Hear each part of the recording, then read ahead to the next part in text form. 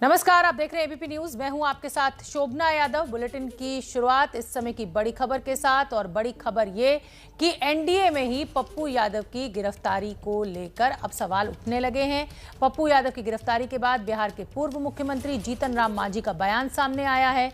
मांझी ने ट्विटर पर लिखा है कि कोई भी जनप्रतिनिधि जो जन सेवा कर रहा हो उसके साथ ऐसा कैसे किया जा सकता है। बिहार में पप्पू यादव की गिरफ्तारी पर सियासी घमासान इस समय मचा हुआ है। खुद एनडीए से ही इस गिरफ्तारी को लेकर सवाल उठने लगे हैं। एनडीए में शामिल जीतन राम मांझी ने पप्पू यादव की गिरफ्तारी को गलत कहा है। बिहार के पूर्व मुख्यमंत्री जीतन राम मांझी ने ट्वीट भी किया है, बिना जांच के पप्पू यादव को गिरफ्तार करना सही नहीं है। हम आपको बता दें कि आज पटना पुलिस ने लॉकडाउन के नियम को तोड़ने के आरोप में जनाधिकार पार्टी के अध्यक्ष पप्पू यादव को गिरफ्तार किया। पटना पुलिस ने कहा है कि पप्पू यादव कोरोना काल में बिना ई पास के राज्य में घूम रहे थे। कई जगहों पर कोरोना मरीजों से मुलाकात कर रहे थे, जो कि नियमों का उल्लंघन है। हालांकि पप्पू यादव का कहना है कि सरकार की बदइंतजामी के खुलासे की वजह से उन्हें गिरफ्तार किया गया है। और हमने आपको बताया कि जीतन राम मांझी ने ही पप्पू यादव की गिरफ्तारी को लेकर सवाल खड़े कर दिए हैं। पप्पू यादव की गिरफ्तारी के बाद बिहार के पूर्व मुख्यमंत्री जीतन राम मांझी ने ट्वीट किया है, और ये ट्वीट हम आपको दिखा देते हैं। कोई जनप्रतिनिधि अगर दिन रात जनता की सेवा करे और उसके एवज में उसे गिरफ्तार किया जाए, ऐसी घटना मानवता के लिए खतरनाक है। ऐसे मामलों की पहले न्यायिक जाँच हो, तभी कोई कार्रवाई होनी चाहिए, नहीं तो जन आक्रोश होना लाजमी है। तो जीतन राम मांझी जो कि सरकार में सहयोगी हैं, अगर वो इस तरह के सवाल उठा रहे हैं पप्पू यादव की गिरफ्तारी को लेकर, तो क्या सब कुछ ठीक है बिहार में? पप्पू यादव की गिरफ्तारी को उनकी पत्नी और कांग्रेस नेता रंजीत रंजन ने भी साजिश बताया है। हम आपको सुनवाते हैं क्या कुछ कहा रंजीत रंजन ने। देखिए, वो लगातार जब से ये पैंडेमिक शुरू हुआ, लगातार अपने घर परिवार हम लोगों को भी छोड़ के लोगों की मदद कर रहे थे, और पूरी दुनिया देख रही थी। और जो हालात हैं पूरे देश के और ख़ासकर बिहार के, तो अगर आप एक पॉलिटिकल लोग हैं, जनप्रतिनिधि हैं, तो आप लोगों की मदद करते हैं। और जिस तरह एक साजिश के तहत आज उनको गिरफ्तार किया गया, गांधी मैदान थाने में रखा गया है, और पहले तो बताया नहीं जा रहा था कि क्यों किया गया, फिर कहा गया कि आपने लॉकडाउन का उल्लंघन किया है। देखिए, मैं सीधे मीडिया के माध्यम से कहना चाहूँगी कि ये बहुत गलत हो रहा है, और एक साजिश के तहत उनको जेल ले जाने की तैयारी हो रही है। और इसी खबर पर हमारी सहयोगी निधिश्री झा जुड़ रही है मेरे साथ पटना से। निधिश्री झा, पप्पू यादव को गिरफ्तार किया गया, विपक्ष उंगली उठाए समझ में आता है, लेकिन जीतन राम मांझी जो कि नीतीश कुमार के सहयोगी हैं और उनके साथ सरकार में शामिल हैं, अगर वो सवाल उठा रहे हैं तो क्या मायने निकाले जाए? क्या सब कुछ ठीक है बिहार सरकार में?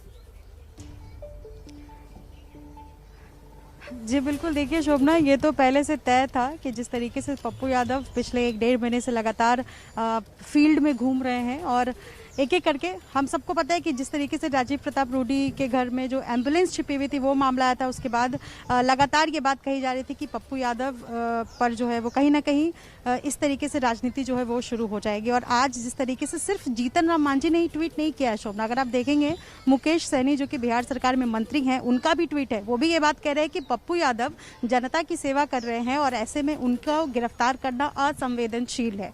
तो ये मामला जो है पूरी तरह जो है वो अब राजनीतिक माहौल जो है वो गर्म कर चुका है बिहार का। और मैं इस वक्त गांधी मैदान थाने में मौजूद हूँ। एक तस्वीर जरा मैं दिखा दूं कि यहाँ पर जो तमाम समर्थक है पप्पू यादव के, सुबह लगभग 9:45 बजे पप्पू यादव यहाँ पहुंचे हैं, और तब से ही समर्थकों की भीड़ यहाँ जुटी हुई है।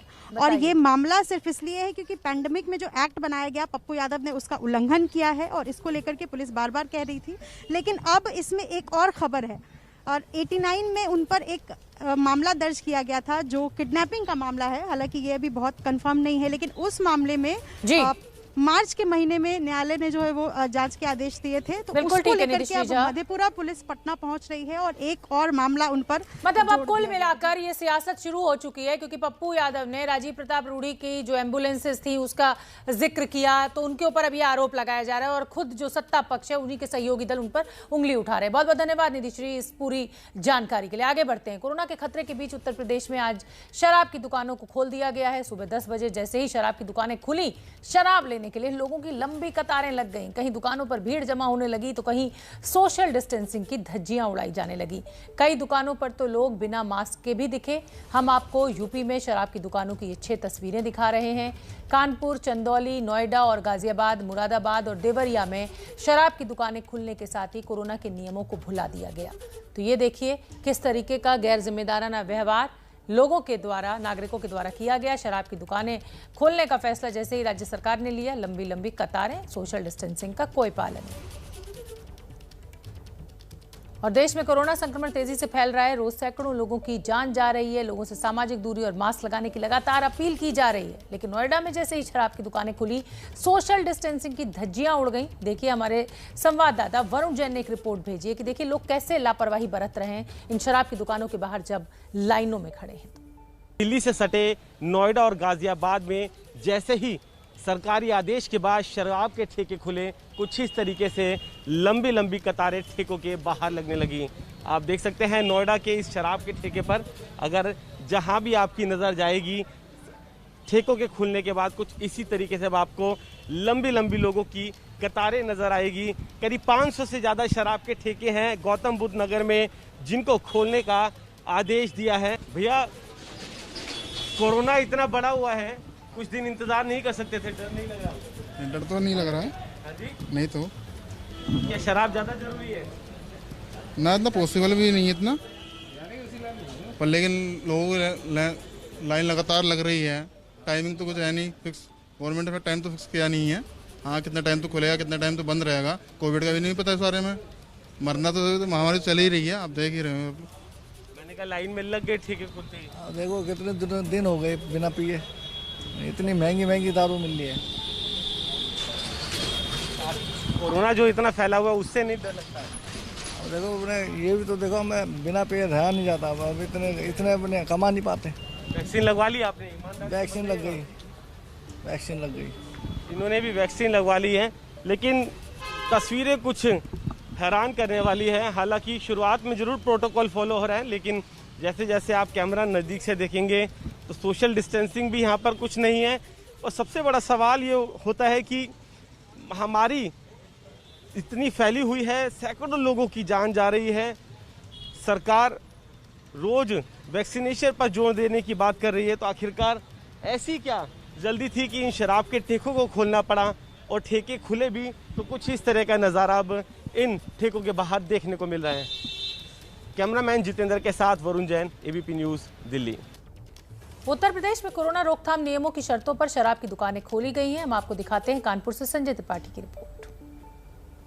उत्तर प्रदेश में शराब की दुकानों को लॉकडाउन के दौरान खोलने की अनुमति मिल गई है। उसके बाद प्रदेश भर की दुकानों पर वैसा ही आलम है जैसे कानपुर के बिठूर इलाके में। इस जगह आप देखेंगे ये शराब की दुकान है और देखिए किस तरह से यहाँ भीड़ जमा हुआ है। सोशल डिस्टेंसिंग तार है और स्थिति ये तब है जब पूरे प्रदेश के हर जिले में लॉकडाउन लगाया गया है। शासन के सख्त निर्देश हैं कि अनावश्यक रूप से कोई भी अपने घर से बाहर नहीं निकलेगा।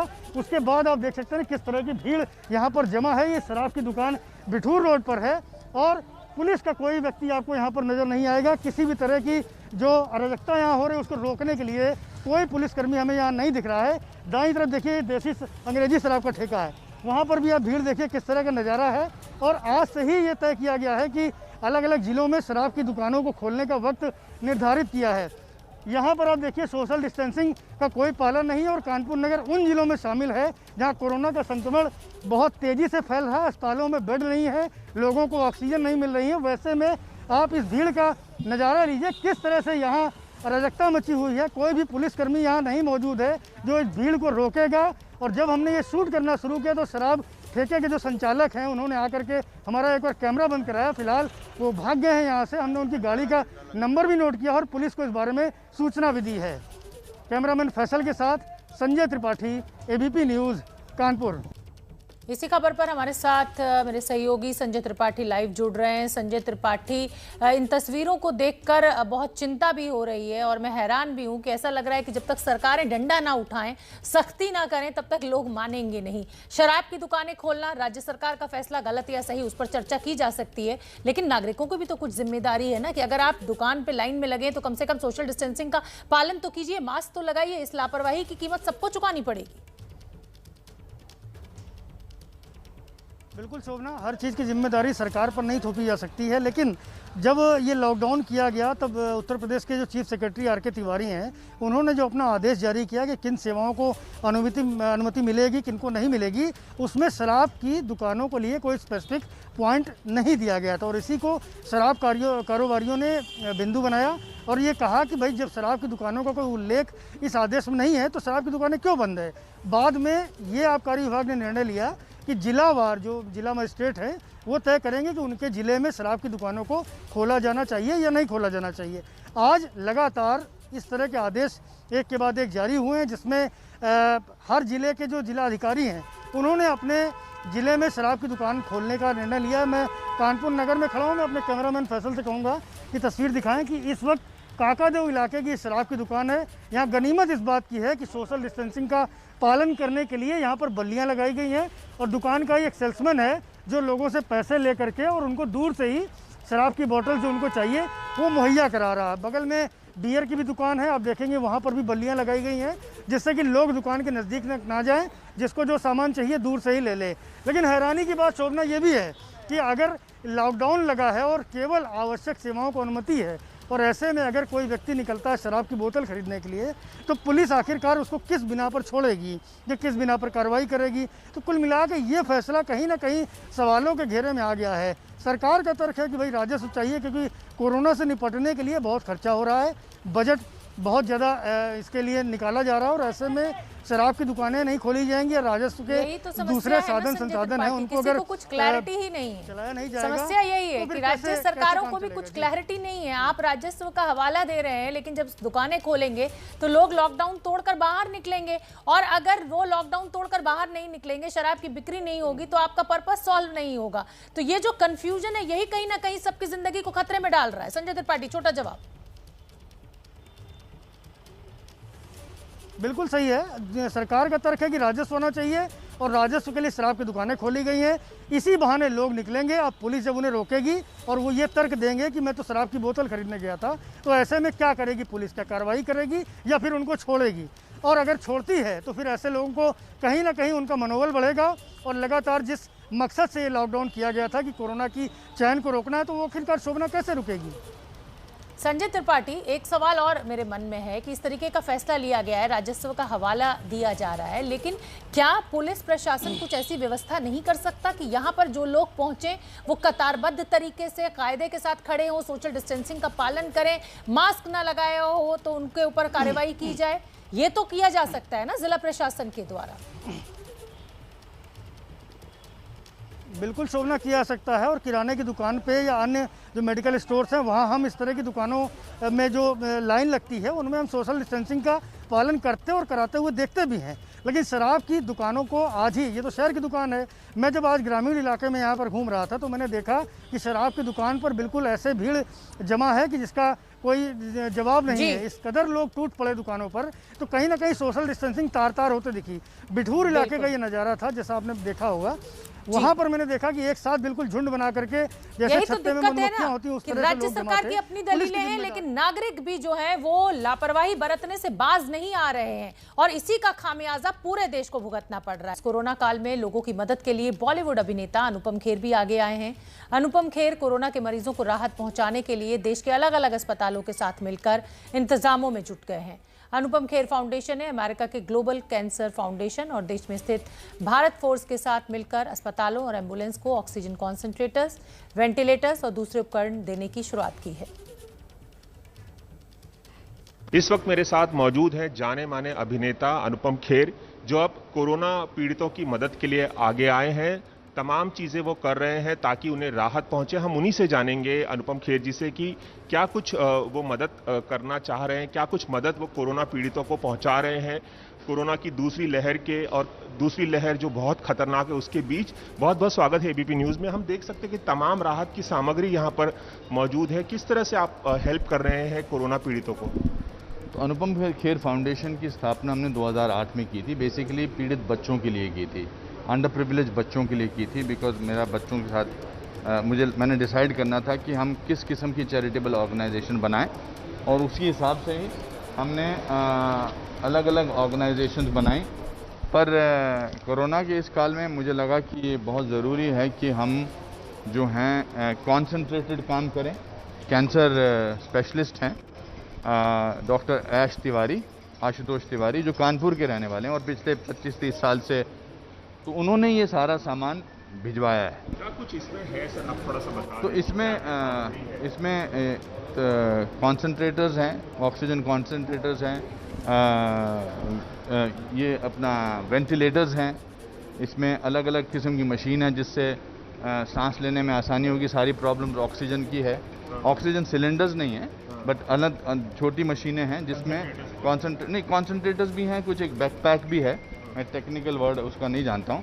तो हमने फिर ये प्रोजेक्ट हील इंडिया की स्थापना की हमारे अनुपम खेर फाउंडेशन के तहत, और ये अलग अलग उन्होंने हमको काम दिया कि हम हॉस्पिटल जो हैं वो आइडेंटिफाई करें, बॉम्बे में हों या जैसे बिहार में हों, ये हाजीपुर में जा रहे हैं, ये कुछ पूना में जा रहे हैं, ये कुछ मुंबई में जा रहे हैं, कुछ जम्मू चले गए, कुछ कानपुर चले गए। और इसमें बहुत बड़ा हाथ दिया हमारा भारत फॉर्ज ने, भारत फॉर्ज लिमिटेड ने, जिसमें बाबा कल्याणी साहब उनके ओनर हैं। तो ये दोनों ने मिलकर हमारी फाउंडेशन को दिया है। कुछ ऐसा टारगेट सेट किया या जितना संभव हो सके, जितने ज़्यादा लोग, जितना संभव हो सके हम किसी में, कुछ लोगों को जैसे हमने कूपर हॉस्पिटल में 3 भेजे हैं, कानपुर में जहाँ से डॉक्टर तिवारी हैं वहाँ पर हमने 5 भेजे हैं, कुछ हॉस्पिटल्स में सिर्फ हम 1 भेज रहे हैं, क्योंकि सवाल ये है कि सवाल एक जेस्चर है। आज की डेट में तो कितना भी भेजें वो कम लगेगा, तो उतने तो हमारी ना शक्ति है, पर जितना आता जाएगा वो हम सब करेंगे। और केवल यहीं पर नहीं करेंगे, इसके बाद हम जो मानसिक जो सिचुएशन होगी, जो मेंटल हेल्थ के इश्यूज होंगे इसके साथ, जो अभी भी हो रहे हैं, हमारे दोस्त, आपके दोस्त किस तरह से अकेले रहकर इन बातों से जूझ रहे हैं, उस पर भी जो हमारी अनुपम खेर फाउंडेशन की जो अंतर एक छोटी ऑर्गेनाइजेशन है, वो लोगों को मानसिक रूप से उनको डील करने में उनकी मदद करेगी। अपना बहुत ध्यान रखिए, मास्क जरूर लगाइए, सोशल डिस्टेंसिंग का पालन कीजिए और बहुत ज़रूरी ना हो तो घर से बिल्कुल मत निकलिए।